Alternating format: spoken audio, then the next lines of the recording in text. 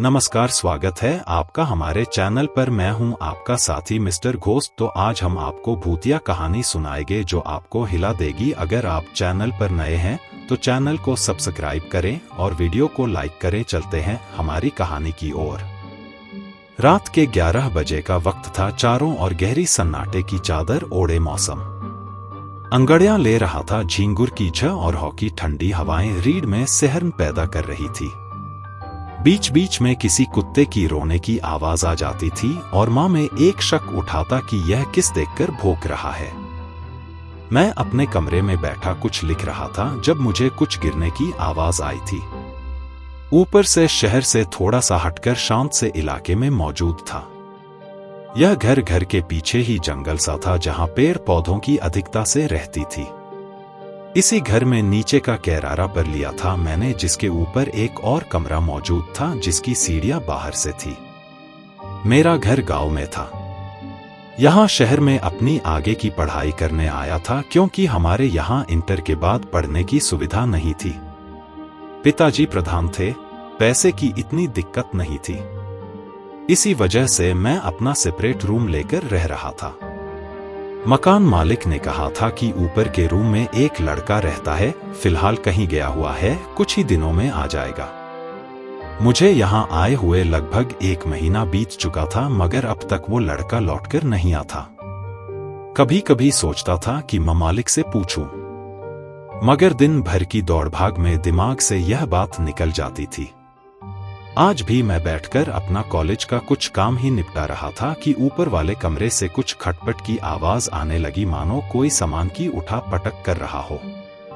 मुझे लगा कि शायद वो लड़का लौट आया है जिसके बारे में मकान मालिक ने बताया था। हालांकि मेरा दिमाग बहुत बुरी तरह से झन्ना रहा था, लेकिन फिर भी मैंने सोचा एक बार उससे मिलाऊं, शायद उसे कुछ मदद चाहिए हो। मैं किताब बंद करके बाहर आया। मैंने औरत पहन रखे थे क्योंकि बाहर इतनी ठंड नहीं थी। लेकिन जैसे जैसे मैं सीढ़ियों पर ऊपर बढ़ रहा था वैसे वैसे मुझे ठंड का एहसास हो रहा था। मेरी कंपकपी छूटने लगी थी। मैंने कमरे के गेट पर हल्का सा किया तो देख कमरा खुला हुआ था। अंदर एक लाल मिड बल्ब की रोशनी इतनी पर्याप्त नहीं थी कि सब कुछ देखा जा सके। मैंने आवाज लगाई, कोई है, मगर अंदर से कोई जवाब नहीं मिला। मैंने डरते डरते का अंदर बढ़ा दिए। वहां के अजीब से माहौल में मुझे डर सा लग रहा था क्योंकि एक तो सुनसान इलाका, रात का 1130 का समय और ऊपर से ऐसा हॉकी रोशनी वाला कमरा। सर समाज बिखरा हुआ सा लग रहा था। एक ऑडी पर कुछ किताबें ही सही सलामत थी जिन पर फिलहाल धूल सी जम गई थी। मैं गौर से उन्हें देख रहा था कि अचानक ही किसी ने मेरे कंधे पर हाथ रख दिया। मेरी धड़कनें दोगुनी तेजी से चल रही थी। डरते डरते मैंने पीछे मुड़कर देखा और सा करती हवा के अलावा वहां कुछ नहीं था। एक बार को मैं उठा। मैंने कंधे की तरफ देखा तो एक कपड़ा मेरे कंधे पर पड़ा हुआ था। सांस में सांस आई। मैंने ऊपर की ओर देखने के लिए निगाह उठाई और मेरी चीख निकल गई। वहां को साफ महसूस किया था मैंने। अब वहां खड़े रहना भी मेरे लिए मुश्किल लग रहा था। पैर बुरी तरह कैंप रहे थे। अजीब अजीब सी आज में पड़ रही थी। ऐसा सच में था, बस मेरे दिमाग का वहम था। मुझे कुछ समझ नहीं आ रहा था। मैं बस वहां से भाग जाना चाहता था मगर मेरे पैर साथ नहीं दे रहे थे। मैंने जैसे तैसे बाहर की तरफ कदम बढ़ाए और कमरे के गेट तक पहुंच। दिमाग के मना करने के बावजूद भी मैंने एक दफा वापस घूमकर उस पंखे की तरफा, मगर वहां कोई नहीं था। मैं वापस मुड़ा और मेरी धड़कनें मुझे बंद होती सी महसूस हुई। मैंने ठीक अपने सामने और में खड़े रहने की क्षमता खत्म हो गई। मैं मस्तिष्क कहीं गहराइयों में चला गया और मैं गिर पड़ा। अगली सुबह मेरी आंख खुली तो मैं करट बैठ। कुछ देर तक तो मैं इधर उधर निहारता रहा। मुझे समझ ही नहीं आ रहा था कि मैं कहाँ हूं। पागलों की तरह चारों तरफ नजर घुमाई तो समझ आया कि मैं अपनी स्टडी टेबल की कुर्सी पर बैठा हूं और शायद रात को पढ़ने सो गया था। मगर कैसे? रात में जो देखा वह सपना था क्या? अगर वह सपना था तो इतना जीवंत कैसे था? सब कुछ तो महसूस हुआ था और मुझे बीती रात का एक दृश्य दिमाग में चलता सा महसूस हुआ और मैं एक बार को सिहर उठा। मेरी धड़कनें धोंकने के मानंद चल रही थी। मैं अभी भी सोच रहा था कि सच क्या था। तभी ट्रिन करके मेरे दोस्त का कॉल था। आज कॉलेज की छुट्टी थी, इसलिए उसने घूमने चलने को कहा। मैंने भी सोचा मूड ठीक हो जाएगा, इसलिए हाँ कर दी। पूरा दिन हम शहर में जगह जगह घूमते रहे। काफी हद तक ठीक हो चुका था। बी रात के बारे में लगभग भूल ही चुका था। शाम हो चुकी थी। मैं घर लौट आया था। अंधेरा गिरने लगा था और मेरे अंदर भी कुछ डर सा बैठने लगा था। अब वो शांत सा कमरा मुझे काटने को दौड़ रहा था। जरा सा हवा का झोंका भी आता तो मेरी सांसें ऊपर नीचे हो जाती। पीछे मौजूद घने पेड़ों के नीचे बैठे झिंगुरों की आवाजें मेरे ज़हन में रह रहे दहशत पैदा कर रही थी। अब मैं पढ़ भी नहीं पा रहा था। अपने आप को समझाकर मैंने शांत किया। कुछ दूरी पर 2-4 घर थे। जिम रहने वाले लोग या तो सुबह बाहर जाते हुए दिखते या शाम को वापस आते हुए। शाम के 7-100 बजे का वक्त था। अंधेरा पर पासार चुका था और इसी के साथ साथ एक दहशत मेरे अंदर भी पसर चुकी थी। बीती रात की घटनाएं बार बार याद आ रही थी। मैं सहकर भी उन्हें अपने सहन से झटक नहीं पा रहा था। बहुत बेबस सा महसूस कर रहा था खुद को, मगर फिर भी बाहर खड़ा ठंडी हवा के थपेड़े का रहा था। मेरी नजर ऊपर की ओर चली गई और धक मेरा दिल बैठ गया। लाइट चल रही थी। मैं कुछ देर वहीं मूर्ति की तरह खड़ा रह गया। अभी तो 7 ही बजे हैं, आसपास लोग भी जाग रहे हैं। डरने वाली क्या बात है, चलकर देखता हूं, क्या पता ज्यादा तनाव लेने की वजह से ऐसा हो। इस तरह मैंने खुद को समझाया और ना चाहते हुए भी मेरे कदम ऊपर की तरफ बढ़ गए। बहुत धीरे धीरे कम बढ़ते हुए मैं ऊपर की तरफ जा रहा था कि एक आवाज आई। वो कुत्ते की आवाज थी। एकदम से आई कुत्ते की आवाज ने मुझे डरा दिया। मैंने उसे जैसे तब भगाया, इसमें तो कुत्ते थे ही नहीं। मेरे दिमाग में विचार आया, मगर मैंने उसे झटक दिया। मैं दोबारा ऊपर की तरफ बढ़ने लगा। गेट पर पहुंचकर मैंने नॉक किया, मगर कोई आवाज नहीं आई। मैंने हल्का सा धक्का दिया तो गेट खुला हुआ था। मैं आवाज लगाता हुआ अंदर चला गया। अंदर लाल रंग का बल्ब जल रहा था। सब कुछ अस्तव्यस्त सा था और स्टडी टेबल पर रखी किताबों पर धूल जम गई थी। बीती रात जो सपने में अच्छी वो एक एक बात सच थी, मगर कैसे? मैं तो कभी इस कमरे में आया ही नहीं, फिर वह सपना ऐसा कैसे हो सकता था? और यह सोचकर मेरे पैरों तले से जमीन निकल गई। मैं वहीं खड़ाड़ा कांपने लगा और अचानक ही किसी ने कंधे पर हाथ रखा। मुझे बीती रात के सपने में कंधे पर गिरा वो कपड़ा ध्यान आ गया। मैंने बमुश्किल पीछे मुड़कर देखा और चहक कर पीछे हट गया। मेरा ही एक हम उम्र लड़का मेरे पीछे खड़ा था, जिसने मेरे कंधे पर हाथ रखा था। वो एक साफ चेहरे वाला मगर खूबसूरत लड़का था। शरीर से भी ठीक ठाक था। मैंने डरते हुए पूछा, कौन हो तुम? वो बोला, तुम कौन हो? यह मेरा कैमरा है। भारी आवाज में बोला। ऐसा लगा कई लोग मिलकर बोल रहे हो। मैं हकलाते हुए बोला, मैं जयंत हूं ना, नीचे राहत हूं। इतने में ही लाइट चली गई और कमरे में जलता एकमात्र लाल बल्ब भी बुझ गया। मैंने नजर उठाकर उसकी तरफ देखा तो मेरी चीख निकल गई। उसकी दोनों आंखों के कोटर खाली थे और खून की धार बह रही थी।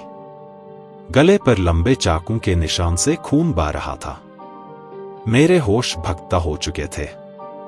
मैं अब वहां रुकने की हालत में नहीं था। मैं चिल्लाते हुए गेट की तरफ भागा, मगर मेरी आवाज ही नहीं निकल पा रही थी। अपनी मौत अब मुझे सामने नजर आ रही थी। मैं बस यही सोच रहा था कि ये भी एक सपना ही हो, मगर अफसोस यह हकीकत थी। मैं गेट तक बिना किसी रुकावट के पहुंच गया। वापस मुड़ने की मेरी हिम्मत भी नहीं हुई। गिरते पड़ते मैं अपने कमरे तक आया। मैं बेतहाशा चिल्लाना चाहता था, मगर ऐसा लग रहा था किसी ने मेरा गला पकड़ लिया हो। जैसे तैसे मैंने अपने दोस्त को फोन मिलाया। उसके फोन उठाते ही मैंने यहाँ के हालात बताने शुरू किए, मगर उसने यह कहकर फन काट दिया कि मेरा वहम होगा, क्योंकि आज हम ऐसी ही हॉरर मूवीज पर चर्चा कर रहे थे। एकदम से मेरे कमरे की लाइट चली गई और एक सकरज मेरे में पिछले शीए की तरह उतरती चली गई। मैंने पीछे मुड़कर देखा और मैं हड़बड़ाकर उठ बैठा। समय देखा तो 1:12 हो रहे थे। मुझे ध्यान ही नहीं आ रहा था कि मैं सोया कब था। क्या मैं सचमुच सोया था? इतना वास्तविक लगने वाला सपना। मैं अपनी सांसों को नियंत्रित करने का प्रयास कर रहा था और लगातार इस बारे में सोचे जा रहा था। वैसे तो मैं भूत प्रेत जैसी चीजों में विश्वास नहीं करता था, मगर अब मुझे यहाँ कुछ गड़बड़ का अंदेशा होने लगा था। लगातार ऐसा सपना आना कोई अच्छा संकेत नहीं था, इसलिए मैंने निश्चय कर लिया कि कल ही गांव चला जाऊंगा, वहां जाकर शायद कुछ हो जाए। मगर मुझ पर दहशत इस कदर हावी थी कि मैं हल्की सी आहट पर भी डर जाता था। मगर रात तो काटनी ही थी, इसलिए मैंने फोन उठा लिया और इधर उधर की चीजें देखते हुए ना जाने कब मेरी आंख लग गई। छोड़ दीजिए मुझे अंकल, मेरे पापा अकेले हैं, उनका मेरे अलावा कोई नहीं है। वह 21 साल का लड़का किसी अधेड़ के सामने गिड़गिड़ा रहा था और 2 आदमी और मक दर्शक बने उसकी हालात का मजा ले रहे थे। उसकी आंखों से लगातार बहता खून इस बात का सबूत था कि अभी उसकी आंखें निकाल ली गई थी। वह खरखराती सी आवाज में बोला, अब गलती की है तो सजा तो मिलेगी ना, और इसी के साथ उस युवक केल पकड़कर उसका चेहरा ऊपर उठा दिया। खून रिता हुआ उसके गले तक आ रहा था और उस अधे के हाथों पर भी। इसके बाद उसने उन आदमियों की तरफ हाथ बढ़ाया। उनमें से एक ने उसके हाथ पर चमचमाता हुआ चाकू रख दिया। उसने कहा, चल भगवान के पास जाकर अपने बाप के लिए दुआ करना कि वह भी जल्दी से तेरे पास पहुंच जाए। यह खाने के साथ ही युवक की गर्दन पर हल्के हल्के वह चाकू फिर आना शुरू कर दिया। धीरे धीरे वह दबाव बढ़ाया गया और वह युवक तड़पने लगा, मगर उन 2 आदमियों ने उसका मुंह ढाबा रखा था।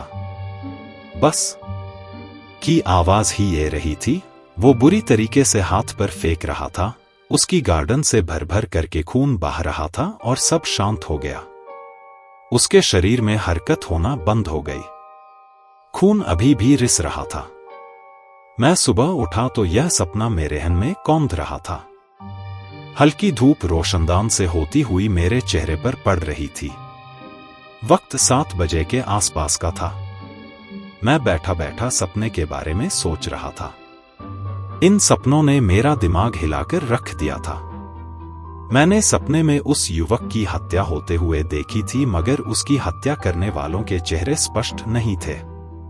अंधेरे की वजह से मैं कुछ देख नहीं पाया था। आज मुझे गांव जाना था। शायद वहां इन सपनों का समाधान मिल जाता। मैं वैसे भी गांव में पल बड़ा था, इसलिए कुछ हद तक मन में यह आशा थी कि अगर कोई भूत प्रेत की समस्या हुई तो किसी बाबा के पास इसका समाधान जरूर मिल सकता है। मैंने दोपहर 1 कीसली और गांव की सीमा पर लगभग शाम 400 बजे उतर गया। लगभग 1 महीने बाद था। मैं अपने घर आसपास की हरियाली खेतों में खड़ी फसलें शिकायत करती सी गर रही थी कि मैं उन्हें छोड़कर क्यों चला गया। एक कच्चे रास्ते से होते हुए मैं अपने घर पहुंच गया। मेरे घर में प्रवेश करते ही खूह हुआ था, फिर कमरों की शुरुआत होती थी और बीच में चारों तरफ से घिरा हुआ ढलान मौजूद था। घर में मैं, मेरे बड़े भाई, माँ, पापा और दादी ही थी। मेरे अचानक लौट आने पर पिताजी ने कारण पूछा तो मैंने बहाना बना दिया कि कॉलेज की छुट्टी थी तो चला आया। मैं नहीं चाहता था कि आते ही आते उन्हें परेशान करूं। माँ से भी मिला, उनके गले लगकर ऐसा लगा कि बस अब सब चिंताएं दूर हो गई। बड़े भाई साहब पास ही एक स्कूल में पढ़ते थे तो वे अभी लौटे नहीं थे। दादी के पास कुछ देर बैठकर मैं गांव में निकल गया। अपने कुछ पुराने दोस्तों से मिला, उनके साथ वक्त बिताकर कुछ अच्छा लग रहा था। वापस लौटते लौटते शाम हो चली थी। 6 बजने को आए थे। मैं खेतरे से लौट ही रहा था कि एक खनखनती सी आवाज ने मुझे रोक लिया। लोग शहर जाकर गांव वालों को भूल जाते हैं क्या? उसकी आवाज में शिकायत का लहजा था। उसे देखकर मैंने कहा, अरे कनिष्का, तुम यहाँ इस वक्त? मैंने हैरानी से अपनी प्रेमिका को देखकर कहा। मेरे दिमाग से ही निकल गया था कि उससे मिलना भी था। वो आंखों में आंसू भरकर बोली, बात ना घुमाइए, सच सच कहिए, क्या वहां कोई और मिल गई है? मैंने उसे कहा, इश्का, पागल हो क्या? तुम्हारे सिवा हमने आज तक किसी को देखा है क्या? वो अभी भी हल्के हल्के सिसक रही थी। मैंने दोबारा उसे शांत करने के लिए पूछा, अरे क्या हम पर यकीन नहीं है? उसने हाँ में सर हिला दिया। इसी के साथ मैंने उसे सीने से लगा लिया। वो मेरी बाहों से आजाद होकर घर की तरफ भागी।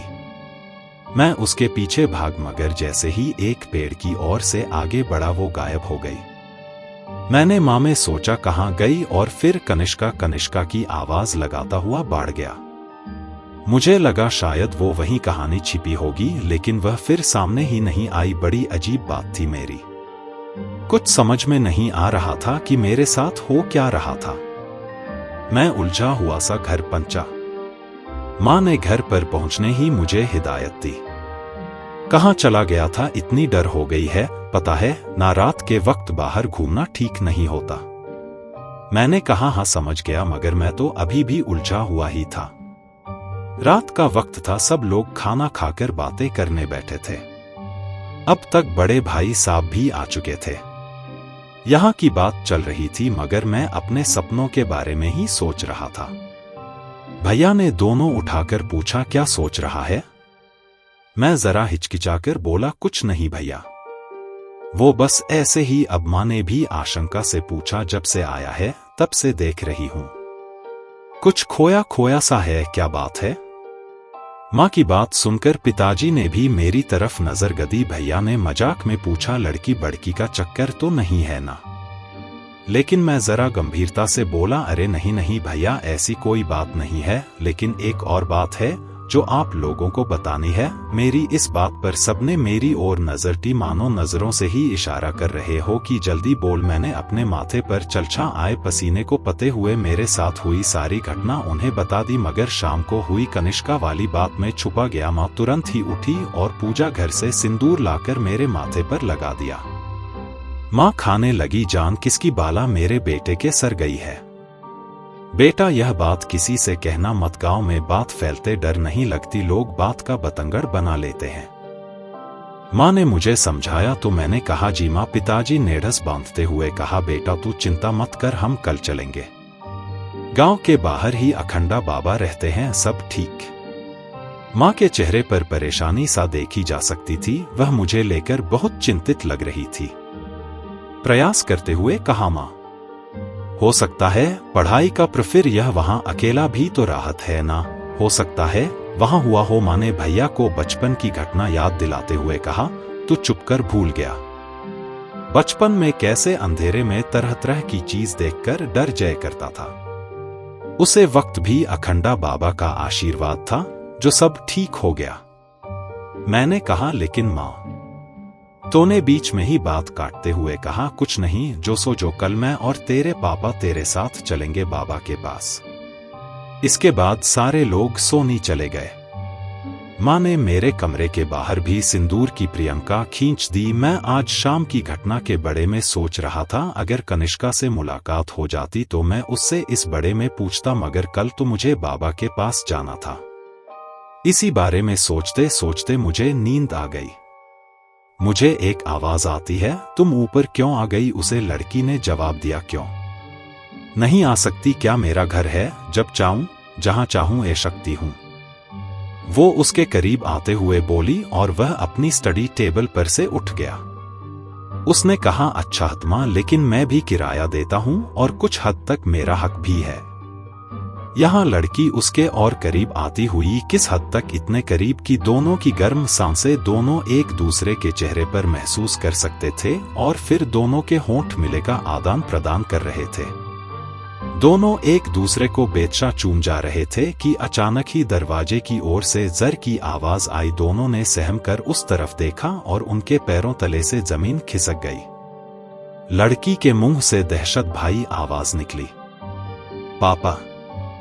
उसे आदमी ने कहा, मुझे शक तो पहले ही था, इसीलिए आज मैंने बाहर जान का नाटक किया था और देखो मैं सही था। उसे आदमी ने आवाज लगे हरदयाल शंभू और 2 हटकट्टे आदमी अंदरम के, उनमें से एक ने लड़की को पड़ा और खींचकर नीचे ले जान लगा। दूसरे ने उस लड़के के पेट में एक जोरदार घुसा जड़ दिया और उसकी गर्दन दबोच ली। वह लड़की चीखने लगी, नहीं पापा छोड़ दीजिए उसे, उसकी कोई गलती नहीं है पापा। मगर उस आदमी पर कोई फर्क नहीं पड़ा। मैं अचानक उठ बैठा। ये सपने अभी भी बंद नहीं हुए थे। मेरे हलक में कांटे उग थे और मैं रात को पानी रखना भी भूल गया था। मजबूरन उठकर मुझे रसोई तक जाना पड़ा। रसोई मेरे कमरे के ठीक सामने 1015 कम की दूरी पर मौजूद थी। सर घर अंधेरे में डूबा हुआ था। मैं नींद में उठकर रसोई में पहुंच गया। फ्रिज से बोतल निकाली और एक ही बार में पूरा पानी गटक गया। तब जाकर कुछ चैन आया। मैं बोतल रख ही रहा था कि कानों के पीछे सरसराहट सी हुई। मुझे लगा कि पीछे कोई है और मैं एकदम से पीछे मुड़ा, मगर वहां कोई नहीं था। कुछ देर में वैसे ही खड़ा रहा। अब मुझे डर लग रहा था अंधेरा देखकर। अब मुझे बीती रातों के दृश्य ध्यान आने लगे थे और मेरा डर बढ़ता ही जा रहा था। नींद पूरी तरह से खुल चुकी थी। मैंने अपने कमरे किया। जैसे ही मैं रसोई से आगे बढ़ा, एक साया मेरे आगे ठहरकर गायब हो गया। मेरी धड़कन रुक गई और मैं चीख मारकर वहीं बेहोश हो गया। सुबह मेरी आंख मां की गोद में खुली। वो हल्के हल्के मेरा माथा सह रही थी। मैं एकदम से उठ बैठा। सब लोग मुझे चिंतित नजरों से देख रहे थे। मैंने कुछ बोलने की कोशिश की, लेकिन मेरे मुंह से बस कुछ टूटे फूटे शब्द ही निकल पाए। मैं रात, वह मां मेरे सर पर हाथ फेरती हुई बोली, शांत हो जा बेटा, शांत हो जा, कुछ नहीं हुआ। तो वो शायद रात को रसोई में बेहोश हो गया था। भैया ने पूछा, ऐसा क्या हुआ था जो तू बेहोश हो गया? और मैंने उन्हें रात में उठने से लेकर बेहोश होने तक की सारी घटना बता दी। मां घबराई सी बोली, ही भगवान, मेरे बच्चे की रक्षा करना। वो हवा यहां भी आ गई। हमें जल्दी बाबा के पास चलना चाहिए। इसके बाद सब उठ गए। मैं भी नहाने धोने के लिए अपने बाथरूम में चला गया। शीशे के सामने खड़े होकर मैं बीती घटनाओं के बारे में ही सोच रहा था कि अचानक मुझे अपने बाएं कंधे पर एक खरच का निशान दिखाई दिया। मैंने बहुत कोशिश की, मगर मैं याद ही नहीं कर पाया कि वह खरोंच मुझे कैसे लगी। मैं वैसे ही परेशान था, इसलिए मैंने उस बात पर इतना ज्यादा गौर नहीं किया और न धोकर जाने के लिए तैयार हो गया। अभी निकलने में कुछ देर थी, इसलिए मैंने सोचा कि बाहर गांव में निकलकर देख लेता हूं। शायद कनिष्का से मुलाकात हो जाए तो उससे मैं बीती शाम के बारे में भी कुछ पूछ सकूं। इसलिए थोड़ी देर में वापस आने की कहकर बाहर निकल गया। मैं थोड़ी दूर ही निकला था कि एक मेरे में पड़ा लोग एक घर की तरफ भाग जा रहे थे। मेरे कदम खुद भी खुद उधर बढ़ गए। यह तो नागरगर जी का घर था। शहर में जिस मकान में मैं रात था वह नागर जी का ही था। 1-2 साल पहले ही वे वापस गांव आ गए थे और वह घर किराए पर दे दिया था। उनके घर से आते शोर और लोगों के जमावड़े को देखकर मुझे इतना अंदाजा तो हो ही गया था कि कुछ गड़बड़ हुई है, मगर वहां पहुंचकर मुझे बड़ा झटका लगा। मुझे लगा था नागर जी की मां गुजर गई होगी, मगर यहां तो नागरगर जी की लाश पड़ी हुई थी। आसपास खून बिखरा हुआ था। गले पर गहरे निशान थे जिनसे अभी भी खून रिस रहा था। चेहरे की खाल इस तरह से उधेर दी गई थी जैसे कोई आलू का इल्का देता है। इस वजह से चेहरे पर मांस के लोथड़े नजर आ रहे थे जिनसे निकलने वाला खून जमकर काला पड़ चुका था। रीढ़ की हड्डी टूट गई थी। ऐसा लगता था मानो कई फीट ऊपर से फेंका गया हो। कोई भीड़ में दुख से बोला, इतनी भयंकर मौत? कोई और बोला, ऐसा कौन सा जानवर है भैया जो इतनी बुरी तरह से नोचता है? कुछ देर बाद पुलिस ना भर बॉडी को पोस्टमार्टम के लिए भेज दिया गया। घर वालों के साथ और भी कई लोगों के बयान हुए, मगर कोई भी कुछ भी बता पाने में सक्षम नहीं था। ऐसी भयानक क्षत विक्षित लाश देखकर मुझे तो आने लगी थी। मैं भीड़ को हटाते हुए बाहर आ गया। तभी मुझे एक आवाज आई, अरे जयंत, तुम यहां क्या कर रहे हो? मैं आवाज पहचानता था। मैं तुरंत ही पलटा, वहां कनिष्का खड़ी थी। मैंने कहा, कुछ नहीं, यहां से गुजर रहा था तो ये भीड़ देखकर रुक गया। उसने कहा, मेरी तो हिम्मत ही नहीं पड़ रही अंदर पैर रखने की। गांव वाले बातें कर रहे हैं कि बहुत बुरी तरह से नोचा गया है। मैंने दुख से सर हिला दिया। मैंने अचानक ही उससे पूछा, वैसे कनिष्का, कल शाम को तुम एकदम से कहां गायब हो गई थी? उसने अनिश्चितता से मुझे घूरते हुए पूछा। कल शाम को? मैंने कहा, हाँ, कल शाम को तुम मुझे राजू काका के खेत के पास नहीं मिली थी। क्या उसने मुझे चढ़ाया? मैं तो कल पूरे दिन घर पर ही थी, बाहर निकली ही नहीं। किससे मिलाए? हाँ, मैंने माहौल को हल्का करने का प्रयास किया और कहा, अरे किसी से नहीं, मजाक कर रहा था मैं। बस मैंने उसे आगे कुछ नहीं कहा ताकि उसे कुछ पता ना चले। मगर उसकी ये बात सुनकर मेरी हालत पतली हो गई थी। माथे पर पसीना आ गया था। अगर वो कनिष्का नहीं थी तो कौन थी? किस मिला था मैं पिछली शाम को? उसने कहा, तुम ठीक तो हो ना? मैं वहां से जाते हुए बोला, हाँ, मैं ठीक हूं। अच्छा, मैं चला हूं, मुझे काम है जरा। उसने आवाज दी, अरे सुनो तो जयंत। मगर मैं जैसे उस वक्त कुछ सुन ही नहीं पा रहा था। अब बस मुझे जल्द से जल्द बाबा से मिलना था। अब वे ही मेरी आखिरी आ रह गए थे कि मेरे होशाख्ता हो चुके थे। दिमाग कम करना बंद कर चुका था। चल रहे थे तो बस मेरे पर, जो फिलहाल मुझे मेरे घर की ले जा रहे थे। दोपहर हो चली थी और मैं घर पहुंच चुका था। सब बस निकालने की तैयारी कर ही रहे थे जब मैं पहुंच था। मुझे देखकर मां मेरे पास चली आई। मैंने तुरंत को संभाला और मुस्कुरा दिया। मैं नहीं चाहता था कि उन्हें कुछ भी पता चले और फिर उन्हें मैं हमारे और कनिष्क के बारे में भी अभी नहीं बता सकता था। मां आंखों में आंस लिए बोली, चल बेटा, आज उसे बाला से छुटकारा मिल जाएगा, हमें ठीक। मैं बोला और वापस बाहर की ओर मुड़ गया। थोड़ी ही देर बाद हम लोग अपनी घर से गांव के बाहर अखंडा बाबा की कुटिया तक गए थे। सब लोग मेरे साथ ही थे, इस वजह से मैं थोड़ा सहज था।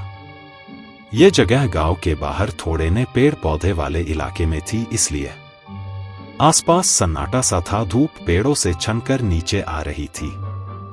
पक्षियों की चहचहाहट कानों को सुकून देती सी ग रही थी। हमारी कर की आवाज सुनकर ही वे गए थे। उन्होंने हमें इशारा किया, जिसका मतलब था कि सिर्फ मुझे ही अंदर ना था। मेरे की परिवार ने हाथ जोड़े और वापस गाड़ी में जा बैठे। इस बात से मैं थोड़ा असहज हो गया था, लेकिन फिर भी मैंने अंदर कम रखा। कुटिया के अंदर में बड़ी ही सरलता से प्रवेश कर गया।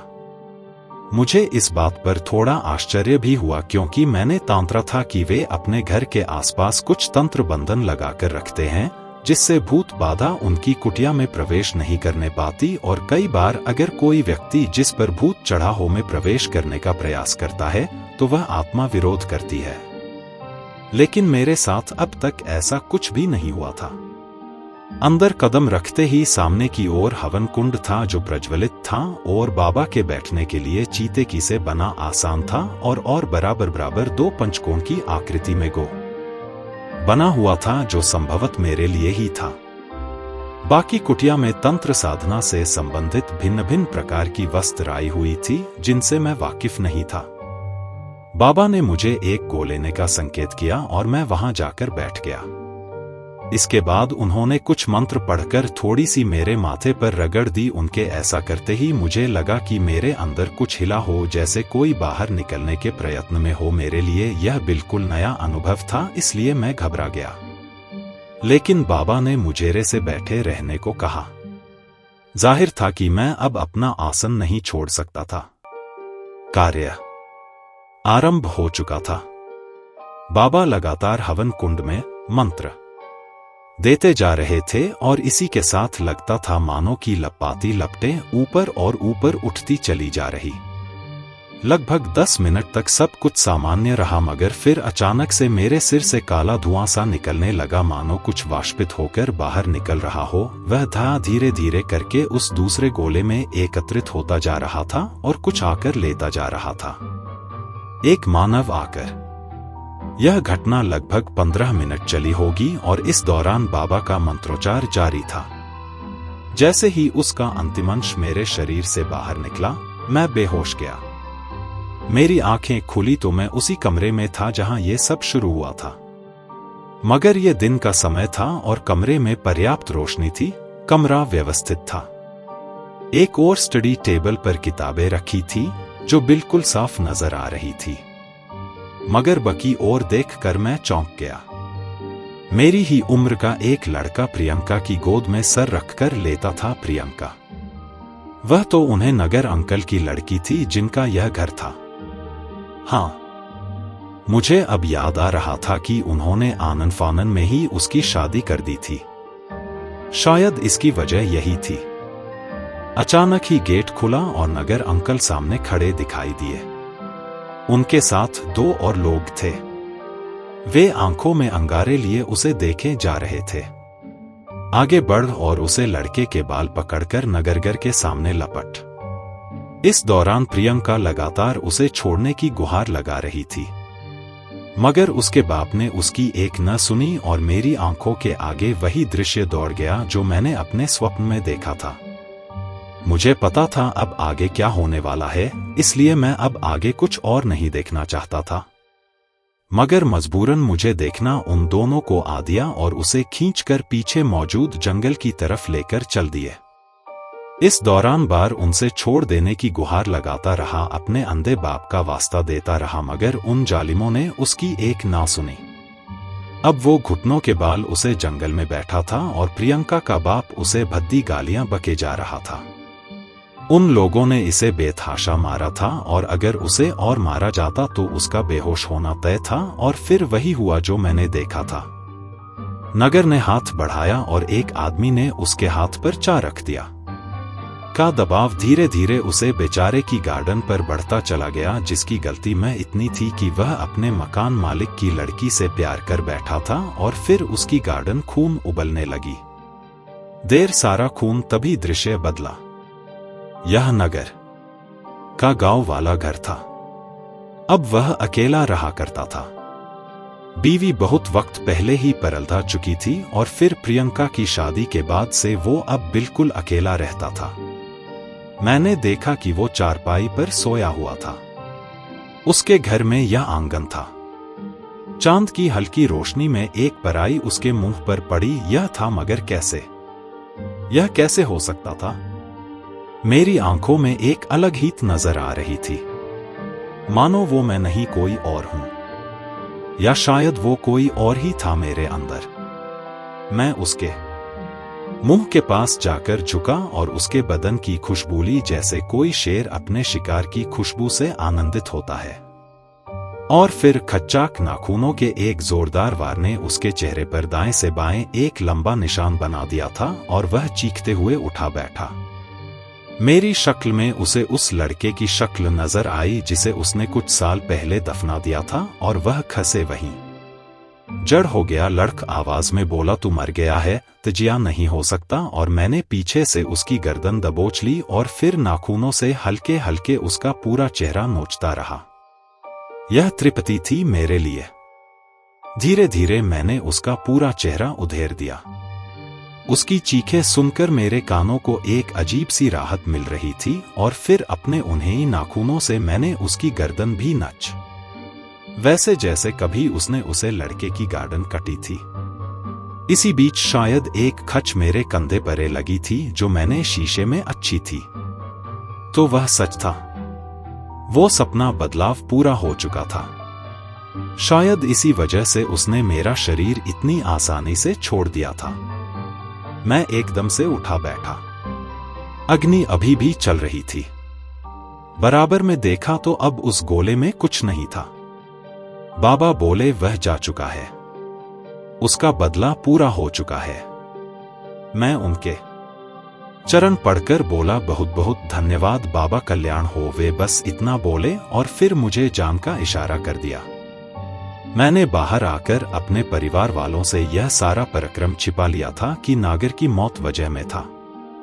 जाहिर था उन्हें यह सुनकर झटका जरूर लगता कि वो कत्ल मेरे हाथों हुआ था।